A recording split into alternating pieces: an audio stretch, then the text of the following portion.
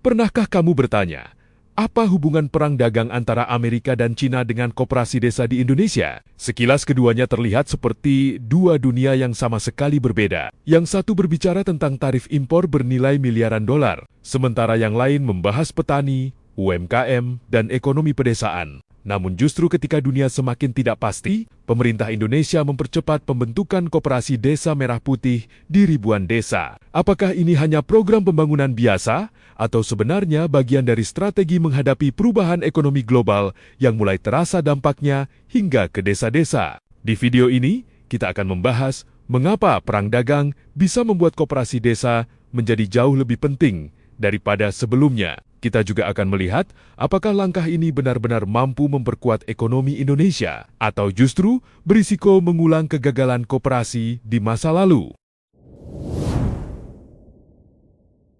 Perang dagang bukan lagi sekadar perang menaikkan tarif impor. Dalam beberapa tahun terakhir, persaingan antara negara-negara besar telah berubah menjadi perebutan pengaruh ekonomi, teknologi, hingga rantai pasok dunia. Amerika berusaha mengurangi ketergantungan pada produk dari Cina, sementara China mencari pasar dan mitra baru agar ekonominya tetap tumbuh. Akibatnya, perdagangan internasional menjadi semakin tidak stabil. Barang yang sebelumnya bisa mengalir bebas kini menghadapi tarif lebih tinggi, aturan yang lebih ketat hingga pembatasan ekspor untuk komoditas tertentu. Perusahaan multinasional pun mulai memindahkan pabriknya ke berbagai negara demi menghindari risiko politik dan biaya yang terus meningkat. Perubahan ini menciptakan ketidakpastian bagi hampir semua negara, termasuk Indonesia. Ketika negara tujuan ekspor mengalami perlambatan ekonomi, permintaan terhadap produk Indonesia ikut menurun. Harga beberapa komoditas bisa berfluktuasi tajam, sementara pelaku usaha harus menghadapi pasar yang semakin sulit diprediksi. Di sisi lain, banyak negara kini lebih fokus memperkuat pasar dalam negerinya dibanding hanya mengandalkan perdagangan global. Mereka menyadari bahwa terlalu bergantung pada pasar luar negeri membuat ekonomi menjadi rentan ketika terjadi konflik, geopolitik, pandemi, atau krisis keuangan. Ketahanan ekonomi kini menjadi prioritas utama. Indonesia sebenarnya memiliki keunggulan yang tidak dimiliki banyak negara, yaitu pasar domestik yang sangat besar. Dengan populasi lebih dari 280 juta jiwa, sebagian besar pertumbuhan ekonomi Indonesia ditopang oleh konsumsi masyarakat sendiri. Artinya, ketika ekspor melemah, roda ekonomi masih bisa tetap berputar jika daya beli masyarakat tetap terjaga. Pertanyaannya, bagaimana cara menjaga ekonomi domestik tetap kuat ketika dunia sedang bergejolak? Jawabannya bukan hanya membangun industri besar di kota-kota, tetapi juga memastikan ekonomi desa mampu bertahan dan terus menghasilkan nilai tambah.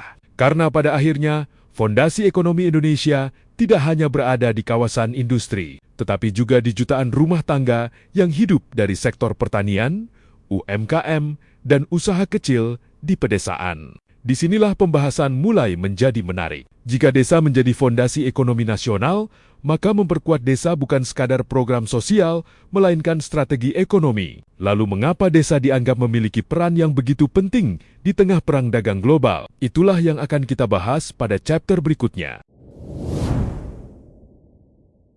Selama ini ketika membahas kekuatan ekonomi suatu negara, perhatian kita sering tertuju pada kota-kota besar, kawasan industri, atau gedung pencakar langit. Padahal, kekuatan ekonomi Indonesia justru banyak bertumpu pada desa. Di sanalah jutaan petani, nelayan, peternak, dan pelaku UMKM menghasilkan barang yang setiap hari dikonsumsi oleh masyarakat. Desa bukan hanya tempat tinggal, tetapi juga pusat produksi, beras, sayuran, buah-buahan, ikan, kopi, kakao, hingga berbagai hasil perkebunan berasal dari desa. Jika sektor ini terganggu, dampaknya tidak hanya dirasakan oleh warga desa, tetapi juga masyarakat di kota melalui kenaikan harga pangan dan melemahnya aktivitas ekonomi. Di tengah perang dagang global, negara yang memiliki pasar domestik kuat cenderung lebih mampu bertahan. Ketika ekspor melambat, permintaan dari dalam negeri menjadi penopang utama pertumbuhan ekonomi. Itulah sebabnya banyak negara kini berlomba memperkuat fondasi ekonominya sendiri agar tidak terlalu bergantung pada kondisi pasar internasional. Indonesia sebenarnya memiliki modal yang sangat besar. Lebih dari separuh pertumbuhan ekonomi nasional berasal dari konsumsi rumah tangga. Artinya, selama masyarakat masih bekerja, berbelanja, dan menjalankan usaha, roda ekonomi akan terus berputar meski dunia sedang menghadapi ketidakpastian. Namun, ada satu tantangan besar yang sering luput dari perhatian. Banyak desa menghasilkan komoditas bernilai tinggi, tetapi keuntungan terbesar justru dinikmati oleh pihak lain. Petani menjual gabah dengan harga rendah, sementara beras yang sudah diproses dijual jauh lebih mahal. Hal yang sama terjadi pada kopi, kakao, hingga hasil perikanan. Desa menjadi tempat produksi, tetapi bukan pusat keuntungan. Kondisi ini membuat ekonomi desa sulit berkembang. Pendapatan masyarakat bergerak lambat, daya beli terbatas,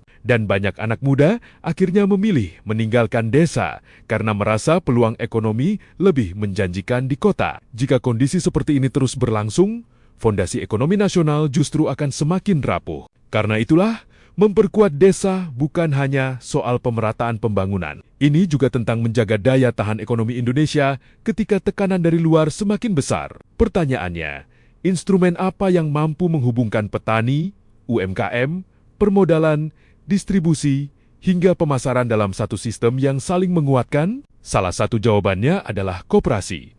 Namun mengapa harus koperasi? Ketika mendengar kata koperasi, mungkin yang terbayang adalah tempat simpan pinjam, toko kecil, atau bahkan organisasi yang hanya aktif di atas kertas. Padahal, jika dikelola dengan baik, koperasi memiliki fungsi yang jauh lebih besar. Ia bukan sekadar lembaga keuangan, melainkan alat untuk memperkuat posisi ekonomi masyarakat kecil agar mampu bersaing dengan pelaku usaha yang lebih besar. Bayangkan seorang petani yang memanen gabah. Karena membutuhkan uang untuk membayar pupuk, upah pekerja, atau kebutuhan sehari-hari. Ia sering tidak punya pilihan selain langsung menjual hasil panennya. Masalahnya, saat musim panen raya, pasokan melimpah sehingga harga justru berada di titik terendah. Petani menjual murah bukan karena ingin, tetapi karena terpaksa. Disinilah koperasi seharusnya hadir. Jika koperasi memiliki modal, gudang penyimpanan, dan manajemen yang baik, hasil panen tidak perlu langsung dijual. Gabah bisa disimpan hingga harga kembali stabil. Bahkan koperasi dapat mengolahnya menjadi beras, mengemasnya dengan merek sendiri, lalu menjual langsung ke pasar atau konsumen. Nilai tambah yang sebelumnya dinikmati pihak lain kini bisa kembali ke desa. Hal yang sama berlaku untuk pelaku UMKM. Banyak usaha kecil menghasilkan produk berkualitas, tetapi kesulitan membeli bahan baku dalam jumlah besar karena modal terbatas. Akibatnya biaya produksi menjadi lebih mahal dibanding perusahaan besar. Melalui koperasi, pembelian bahan baku dapat dilakukan secara bersama, sehingga harga menjadi lebih murah dan keuntungan usaha ikut meningkat. Koperasi juga bisa memperpendek rantai distribusi. Selama ini, produk dari desa sering berpindah tangan berkali-kali sebelum sampai ke konsumen. Setiap perpindahan menambah biaya dan keuntungan bagi perantara. Ironisnya, produsen yang bekerja paling keras justru memperoleh bagian paling kecil. Jika koperasi mampu menjadi pusat distribusi, rantai ini bisa dipangkas sehingga harga bagi konsumen lebih terjangkau dan pendapatan produsen meningkat. Lebih jauh lagi, koperasi dapat menjadi pusat berbagai layanan ekonomi desa, mulai dari penyediaan pupuk, benih, alat pertanian, akses pembiayaan, pelatihan usaha, hingga pemasaran digital. Dengan kata lain, koperasi bukan hanya tempat bertransaksi, tetapi menjadi ekosistem yang membantu masyarakat meningkatkan produktivitas dan nilai jual hasil usahanya. Inilah alasan mengapa banyak negara maju tetap mempertahankan koperasi sebagai bagian penting dari sistem ekonominya. Bukan karena koperasi adalah konsep lama, tetapi karena prinsip gotong royong dalam ekonomi masih terbukti mampu meningkatkan efisiensi dan memperkuat posisi tawar anggotanya. Namun, semua manfaat ini hanya akan terjadi jika koperasi dikelola secara profesional. Masalahnya, sejarah menunjukkan bahwa mengelola koperasi jauh lebih sulit daripada membentuknya. Indonesia pernah memiliki ribuan koperasi yang akhirnya mati suri, tidak aktif, atau bahkan terjerat kasus penyalahgunaan dana. Jadi, apakah Koperasi Desa Merah Putih mampu mematahkan pola lama tersebut, atau justru akan menghadapi tantangan yang sama? Di atas kertas, konsep koperasi memang terlihat sangat menjanjikan. Namun dalam praktiknya, Keberhasilan koperasi tidak pernah ditentukan oleh nama atau jumlah anggotanya. Yang menentukan adalah kualitas pengelolaannya. Sayangnya, disinilah tantangan terbesar yang selama puluhan tahun menghantui banyak koperasi di Indonesia. Banyak koperasi dibentuk hanya untuk memenuhi target administratif. Setelah diresmikan dengan berbagai seremoni, aktivitasnya perlahan berhenti. Rapat anggota jarang dilakukan. Laporan keuangan tidak transparan, dan anggota mulai kehilangan kepercayaan. Akhirnya koperasi hanya tinggal papan nama tanpa kegiatan ekonomi yang nyata. Masalah lain adalah kualitas sumber daya manusia. Mengelola koperasi tidak cukup hanya bermodal niat baik, dibutuhkan kemampuan mengatur keuangan, membaca peluang pasar, mengelola risiko, hingga membangun jaringan distribusi. Tanpa manajemen yang profesional, koperasi akan kesulitan bersaing dengan perusahaan swasta yang bergerak jauh lebih cepat. Ada juga persoalan budaya. Tidak sedikit masyarakat yang masih menganggap koperasi sebagai tempat meminjam uang, bukan sebagai lembaga untuk membangun usaha bersama. Akibatnya, partisipasi anggota seringkali rendah. Mereka datang ketika membutuhkan pinjaman, tetapi kurang terlibat dalam mengembangkan bisnis koperasi itu sendiri. Di sisi lain, pemerintah kini mencoba menghadirkan pendekatan yang berbeda melalui Koperasi Desa Merah Putih. Gagasannya bukan hanya membentuk koperasi baru, tetapi menjadikannya sebagai pusat layanan ekonomi desa, mulai dari distribusi kebutuhan pokok, penyerapan hasil pertanian, pembiayaan, hingga pengembangan usaha masyarakat. Jika konsep ini berjalan sesuai rencana, peran koperasi akan jauh lebih luas dibanding koperasi konvensional. Namun besarnya tujuan juga berarti besarnya tantangan. Semakin banyak fungsi yang dijalankan, semakin tinggi pula kebutuhan akan pengelolaan yang profesional, sistem pengawasan yang kuat, serta akuntabilitas yang jelas. Tanpa itu, koperasi berisiko mengalami masalah yang sama seperti program-program sebelumnya, yaitu semangat besar di awal, tetapi melemah ketika memasuki tahap pelaksanaan. Karena itu, pertanyaan yang paling penting bukanlah apakah Indonesia mampu membangun puluhan ribu koperasi desa. Pertanyaan yang lebih penting adalah apakah koperasi tersebut mampu bertahan, berkembang, dan benar-benar memberikan manfaat ekonomi bagi anggotanya dalam 5 atau 10 tahun ke depan. Sebab membangun lembaga mungkin hanya membutuhkan waktu singkat, tetapi membangun kepercayaan masyarakat membutuhkan waktu yang jauh lebih lama. Jika tantangan itu berhasil diatasi, koperasi desa bisa menjadi salah satu fondasi ekonomi Indonesia di tengah dunia yang semakin tidak menentu. Namun jika gagal, program sebesar apapun hanya akan menjadi catatan sejarah berikutnya. Lalu, apakah Indonesia memang membutuhkan koperasi desa untuk menghadapi perang dagang global, atau masih ada strategi lain yang lebih efektif?